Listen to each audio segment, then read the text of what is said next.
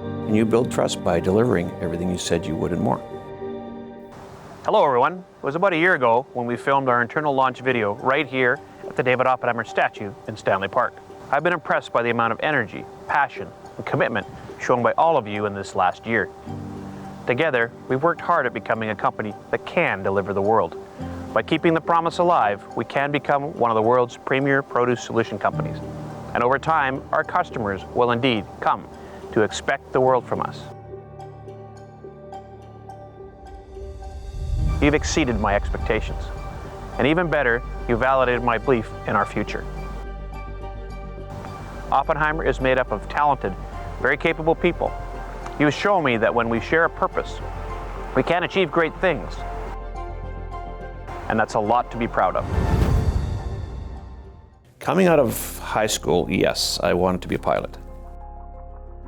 My parents weren't paying for me to learn how to fly. So I thought, I got to get a job up Grouse Mountain. I would walk from my home in North Vancouver once a week to the bottom of Grouse to bug the guy for a job. That was probably a 4 or 5 mile walk. And finally they hired me to clean the washrooms and then take care of the bumper stickers on the cars. So by the time I was 15, I had my private pilot's license. And then by the time I was 16, I had my commercial pilot's license.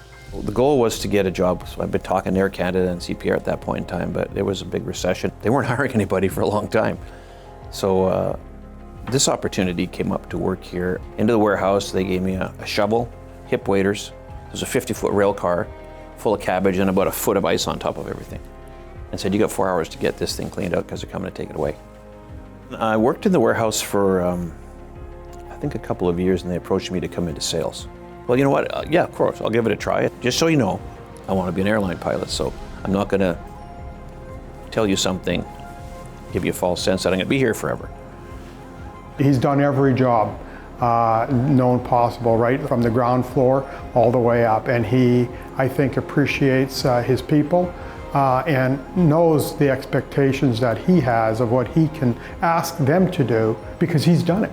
So kind of learned the ground up, all aspects, and how important every one of those pieces were. John is a very hard-working guy, and he expects a lot of his team, and he leads by example. Those ingredients are the magic sauce. There's no fairy dust in there. It's hard work. It's devotion. If he tells you something, you know it's true. You can take it to the bank. He's a handshake deal kind of person, old school that way in a really good way. And integrity is the basis upon which he's been able to grow this business, one of British Columbia's oldest companies, but he's grown it as he has because the number of people he's dealt with, the number of contracts, number of deals, because they trust him and they believe in him. He builds people in his organization, he builds their success, and their success, he sees that as his success.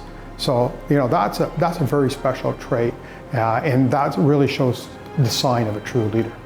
He's always wanted to make sure that its people are taken care of.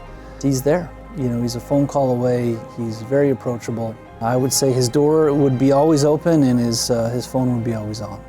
I think that comes from the experience that I had, starting in the warehouse, having a paper route and working on the mountain and doing stuff. I identify with everybody, and I don't see myself any different than the average person.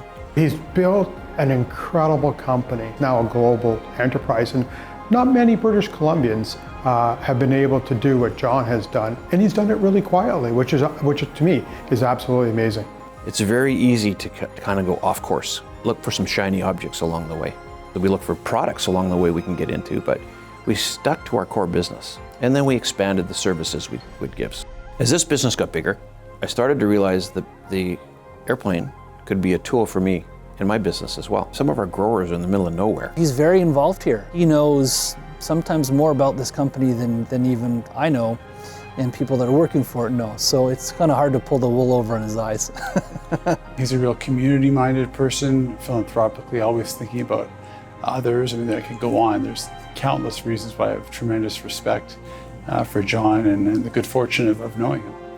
Trying to make sure that in the communities that we're in, that we're giving back to those communities. We're in the food business, we want to make sure we can give some food to people. So the way we give back in the airline is the organ transplants. So they're always scrambling to get aircraft. And it's always the middle of the night. It could be nasty weather, but you got to go. How many people have and had a heart transplant or a liver transplant.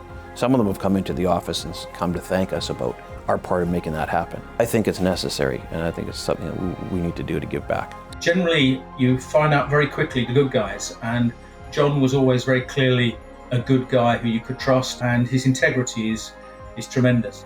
He's authentic, he's real, he's sincere, and that is something that people want to get behind and be a part of, and he's proven that time and time again.